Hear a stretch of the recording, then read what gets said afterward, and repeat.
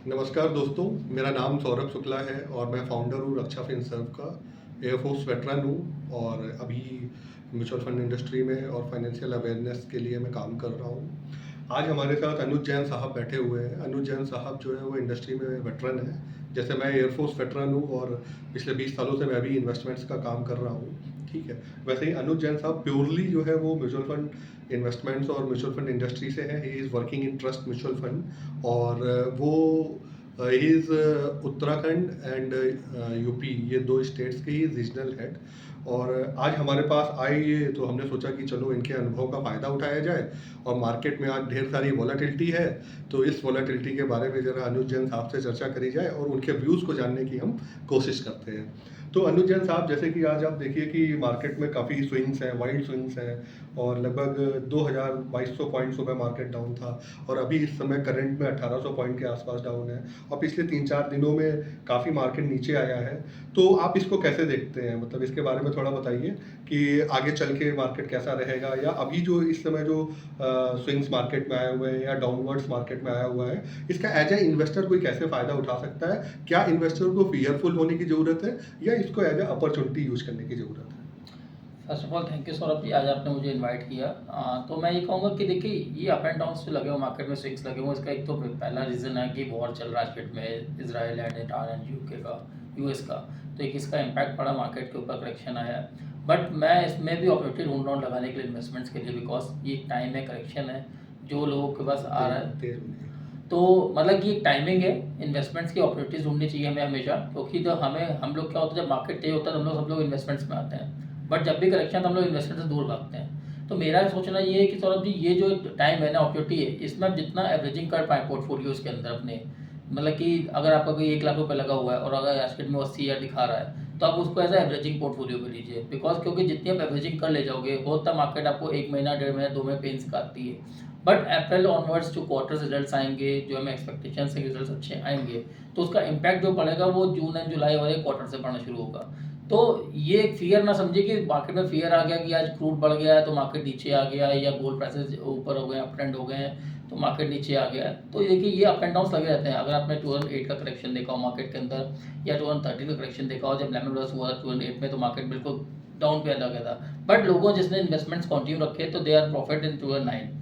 तो the thing is that कि अगर आप अपने पोर्टफोलियो में इन्वेस्टमेंट्स करते रहते हो, आप एवरेजिंग करते रहते हो, तो आपको अपॉर्चुनिटी मिलती है कि मार्केट नीचे की टर्म्स पे होती है, तो एक अपॉर्चुनिटी आपको मिलती है कि इन्वेस्टमेंट्स करो। और इन्वेस्टमेंट से क्या होता है, आपका रिटर्न्स बनते हैं। क्योंकि देखिए, आपको कोई भी चीज़ जो इंटरेस्ट मिलता है वो सिर्फ एफडी से मिलता है, या आरडीज में मिलता है, या बॉन्ड्स के अंदर मिलता है, पर आपको रिटर्न जो मिलता है वो सबको मिलता है mutual funds, share markets, gold, commodities, कोई भी आप चीज़ ले लो उसमें आपको इंटरेस्ट मिलते, रिटर्न्स मिलते हैं। पर इंटरेस्ट सिर्फ आपको FD and bonds and RDs में मिलता है। तो मेरा परसेप्शन ये है कि अगर आपको इन्फ्लेशन बीट करना है, तो ये राइट टाइम है कि आपको इन्वेस्टमेंट्स बढ़ाने पड़ेंगे अपने। थोड़े इन्वेस्टमेंट्स बढ़ाइए, उससे ये होगा कि आपके अपॉर्चुनिटीज़ खुलेंगी, आपको और नए ऑप्शंस मिलेंगे डालने के लिए। मैं ये नहीं कह रहा आप पूरा पैसा गोल्ड में डालो या सिल्वर में डालो, आप पैसे को डाइवर्सिफाइड रखिए हमेशा। आप हमेशा हमेशा एक बॉल को हमेशा एक बास्केट में रखिए, हमेशा अलग बास्केट में रखिए। अगर आपके 100 रुपये हैं तो आप उसमें 10 रुपये गोल्ड डालिए, 10 रुपये सिल्वर में डालिए, 10 रुपये आप डेट में डालिए, और बाकी आप 60 रुपये, 50 रुपये आप डालिए इक्विटी के अंदर, जिससे कि आपका रिटर्न ऑफ एवरेजिंग हो जाएगा। क्योंकि देखिए, हर टेन्योर्स में साइकिल्स आती हैं। कोर्ट की साइकिल पहले मुझे हर 10 साल में आती है, तो ऐसा हुआ। अगर आपको 1979 का अगर आपको वॉर याद हो, तो रशिया एंड अफगानिस्तान का वॉर हुआ था। उसमें उस समय जब क्रूड का रेट था अराउंड $13 के आसपास था, जो जब हुआ तो क्रूड का रेट 34 के आसपास आ गया था। तो लोगों को पैनिक लगा, लोगों ने खूब बाइंग शुरू की गोल्ड के अंदर। उस समय इंडिया में गोल्ड का रेट था 1979 रुपीज़, एंड ऑन्स उसका रेट था 250 ऑन्स। तो द थिंग इज दैट जब वो इतना मैसिव लोगों ने गोल्ड बाइंग शुरू की, तो उसका जो गोल्ड का रेट था 250 से 1350 चला गया 1 ईयर में। तो उसमें होता क्या कि भाई लोग ने मैसिव बाइंग कर ली, पर आज के दिन आप देखिए कि गोल्ड लोगों ने ले तो लिया, पर कितने लोग आज के दिन प्रॉफिट बुक कर चुके हैं? मुश्किल से 155%, बाकी 95% आज भी इन्वेस्टेड है गोल्ड के अंदर, उनका रिटर्न नहीं बन रहा। ठीक है, because the thing is that, क्योंकि आप किसी भी आप जेंट्स एंड ज्वेलर्स के पास जाइए, आप उससे गोल्ड बेचने की बात कीजिए, तो आपसे गोल्ड ले नहीं रहा शेयर में। बिकॉज वो कह रहा है कि भाई तुमने 1,51,000 में दिया तो मैं तुम्हें 1,20,000 में दूंगा, तो आपको लॉस मेकिंग ही मिल रहा है आज के डेट में गोल्ड भी। तो मेरे ऑब्जेक्टिव ये रहेगी, आप हमें हमेशा डालिए, इन्वेस्टमेंट करिए, एमएफ के अंदर करिए, क्योंकि उसमें आपको रिटर्न्स मिलते हैं। ठीक है, मार्केट पीक पे नीचे है, डाउन है, तो आप इतना एवरेजिंग करोगे, ये आपके पोर्टफोलियो में एवरेजिंग जितना भी करोगे वो आपको पैसा बना के देगी आगे लॉन्ग टर्म के अंदर। तो देखिए, जो भी प्राइसेस आते हैं मार्केट में, चाहे 2008 में है, वो 13 में है, 16 में है, 20 में है, क्राइसिस के बाद क्या होता है, जब मार्केट वो प्राइसेस पे होती है, जब मार्केट जीरो पे होती है, मतलब कि हम लोग कहें कि अब मार्केट जीरो हो जाते हैं तो बेवकूफ़ी हो गई, बिकॉज 1979 में 100 को सेंसेक्स बना था। आज आपका सेंसेक्स बन रहा है 77 ट्रेड कर रहा है। तो 70 का सेंसेक्स कभी 100 रुपये तो नहीं आने वाला, ये कभी ना होगा ना होने वाला है। तो देखिए सर, ये एक टाइम है आपका डालने का पैसा, आप जितना पैसा इस समय इक्विटी में डालोगे वो आगे जाके पैसा बना के देगा। मेरे हिसाब से पैसा इस समय जितना भी आप SIP STP के थ्रू इन्वेस्ट करेंगे वो आपको आपके पोर्टफोलियो में एवरेजिंग करके देगा। बहुत बढ़िया बात बोली दोस्तों अनुज जैन साहब ने। उन्होंने ये बताया कि ये जो समय है ये पैसा इन्वेस्ट करने का समय है, और ये जो वोलाटिलिटी है यही एक तरह से अपॉर्चुनिटी है। और होता क्या है कि जब ये समय निकल जाता है या जब ये अवसर निकल जाता है और 3-4 साल बीत जाते हैं, तो उस समय हमें लगता है कि that was a great time to invest. ठीक है, जैसे कि कोविड में 12,500 की निफ्टी जब थी, उससे वो करेक्ट होकर के 12,000 की निफ्टी 7,500 रुपये पे आई, 7,500 पे आई। तो उस समय लोगों का व्यू हो गया था कि ये तो अब 2,500 की हो जाएगी, 3,000 की हो जाएगी। एंड फिर वहाँ से ना वो निफ्टी जब मीन रिवर्सल हुआ और 7,500 की निफ्टी जब 10,000 पहुँच गई, तो लोग नहीं इन्वेस्ट कर पाए।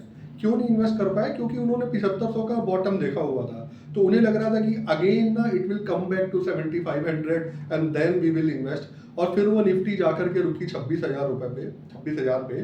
तो वो कहने का मतलब है कि 7,500 की निफ्टी 26,000 हो गई, मतलब 4 गुना हो गई। और लोगों को फोमो हो गया। फोमो मतलब फियर ऑफ मिसिंग आउट। उन्हें इन्वेस्टमेंट्स की जो अपॉर्चुनिटी थी उसको उन्होंने गंवा दिया, और वो उन्हें एक तरह से रिग्रेट होकर के रह गया। तो देखिए, हर बार ना जब इक्विटी मार्केट्स नीचे होती हैं तो वहाँ पर लोगों का मनोबल जो है वो कमज़ोर हो जाता है, और उस कमज़ोर मनोबल में वो निवेश करने की हिम्मत नहीं कर पाते हैं। तो आपको हिस्ट्री से सीखना है। आप देखिए कि आई थिंक जैन साहब 1999 के कारगिल वॉर के बाद लगभग 37-38% मार्केट अप था। अगर ज़्यादा दूर ना जाए तो पिछले साल जब इंडिया पाकिस्तान का वॉर हुआ था, जो कि बहुत शॉर्ट लिव्ड वॉर था, उस वॉर में भी निफ्टी ने जैसे ही सैटरडे को न्यूज़ आई है कि मार्केट जो है इंडिया पाकिस्तान का सीज फायर हो गया है, मंडे मार्केट 3,000 पॉइंट अप था। ठीक है, तो जब क्या होता है ना, आपको हमेशा आपदा में अवसर ढूंढना है। तो अगर ऐसी आपदा आई है, इसका मतलब यह है कि कोई ग्लोबल टेंशन्स चल रही हैं, जिसकी वजह से तो आपको एक अवसर मिला है कि आप इसमें निवेश कर पाए।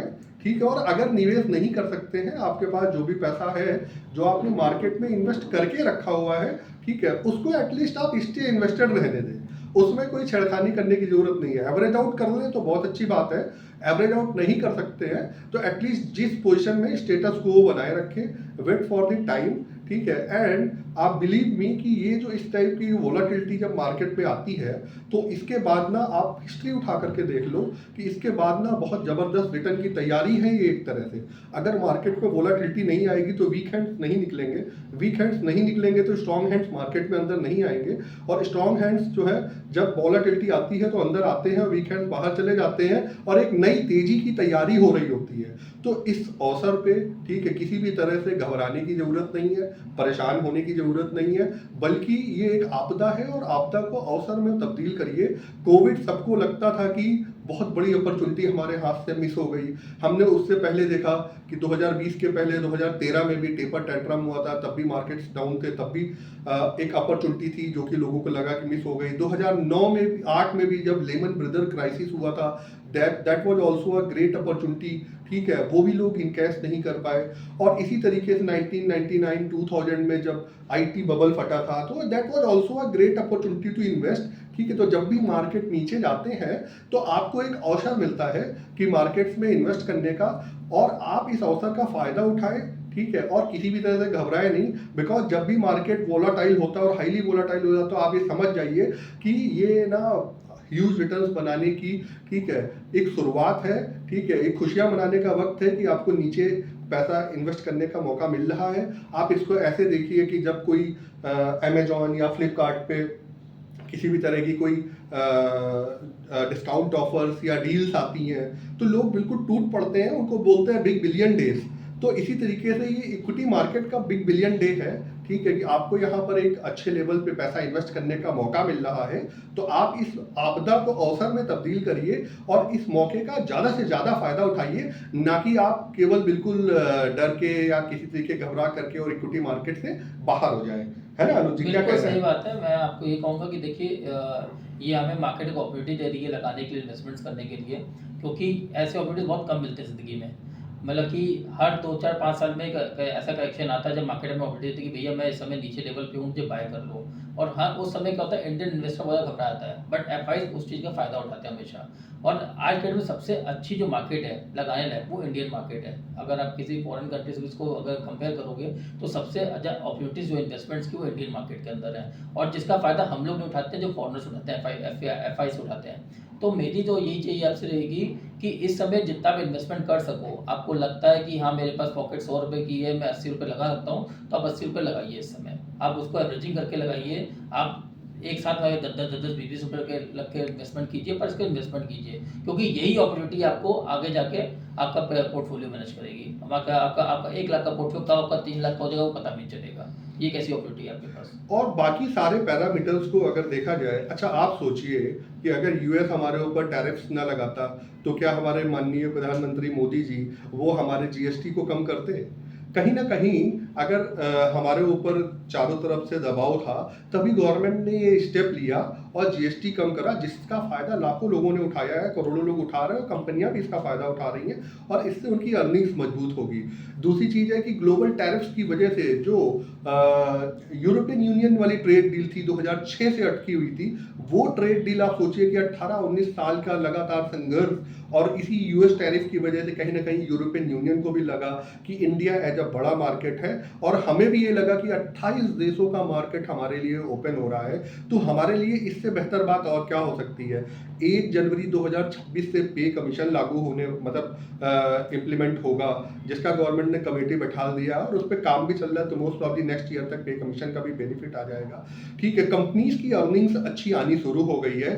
ठीक है, तो सारे जो भी पैरामीटर्स हैं वो पॉजिटिव है। केवल अभी जो अगर वॉर की बात करी जाए, तो कल मैं सुनील सिंघानिया साहब को सुन रहा था, ठीक है, और उन्होंने बहुत अच्छी बात बोली कि अगर आप इस वॉर पे भी गौर करेंगे, तो पहले दिन 500 मिसाइल्स दागी थी ईरान ने, ठीक है, और परसों तक वो आंकड़ा जो है घट करके 15 से 20 मिसाइल पे आ गया है। तो अगर आप इस्केलेशंस के लेवल पे देखेंगे, तो काफ़ी हद तक चीज़ें कम हो गई हैं, और ये आप सोचें कि ये बहुत लंबा चलने वाला है, तो ऐसा नहीं होगा। आज के दिन में जो वॉर्स है बहुत शॉर्ट लिव्ड है, और अमेरिका जैसे मजबूत कंट्री के सामने, ठीक है, छोटे छोटे जो कंट्रीज, जो छोटा कंट्री तो नहीं बोलेंगे ईरान को, बट अगर इकोनॉमी या दूसरे डिफेंस के पॉइंट ऑफ व्यू से देखा जाए, तो अमेरिका के सामने कहीं टिकता नहीं है। तो ये बहुत लंबी कोई जंग चलने वाली नहीं है। पहले ही दिन 50 लोग जो है, being a defence person also I can comment on this, कि 50 लोग जो उनकी टॉप लीडरशिप के थे वो नहीं रहे, ठीक है, तो वहां से अभी आगे चल के ये हम सोचे कि बहुत लंबा वॉर चलेगा, तो ऐसा कहीं कुछ नहीं है।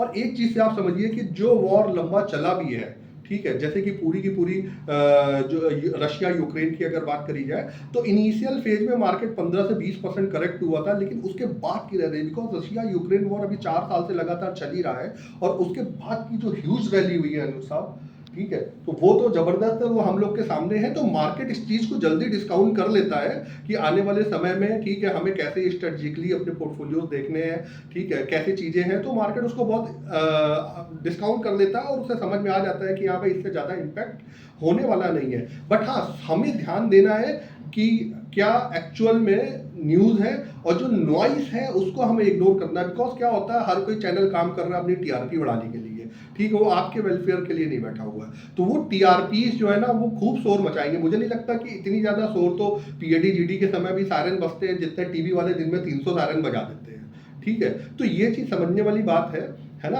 और यहाँ कोई भी किसी भी तरह से परेशान होने की, घबराने की जरूरत नहीं है। अगर आप एवरेज कर सकते हैं तो अच्छी बात है, नहीं कर सकते हैं तो जो आपने इन्वेस्ट कर दिया है उसको ट्रीट करिए कि हाँ भाई, जैसे कि दूसरे एसेट क्लासेस में आप लोग पैसा इन्वेस्ट करते हैं, एमआईएस में 5 साल के लिए डाल दिया, किसान विकास पत्र हमने 10 साल के लिए खरीद लिया, ठीक है। तो बस उसी तरह से इसको ट्रीट करिए और इसको रोज रोज देखने की जरूरत नहीं है। बाकी अगर कोई दिक्कत या कोई परेशानी हो, ठीक है, या आपको कोई क्वेरी हो तो आप हमसे संपर्क कर सकते हैं। मेरा नंबर 9311374384 है। नाम सौरभ शुक्ला है, फाउंडर हूँ रक्षा फिनसर्व। अनुज जैन साहब, आप भी कुछ क्लोजिंग रिमार्क्स देना चाहेंगे? सर क्लोजिंग रिमार्क्स मेरे ये रहेंगे, देखिए मार्केट बहुत अच्छी लेवल पे है और ये आपका, मेरे हिसाब से ये आपका इन्वेस्टमेंट अपॉर्चुनिटी बन रही है और आप, मैं तो ये कहूँगा ये इन्वेस्टमेंट का टाइम है, आप इन्वेस्टमेंट कीजिए। थैंक यू वेरी मच, ठीक है, and have a great day. जय हिंद।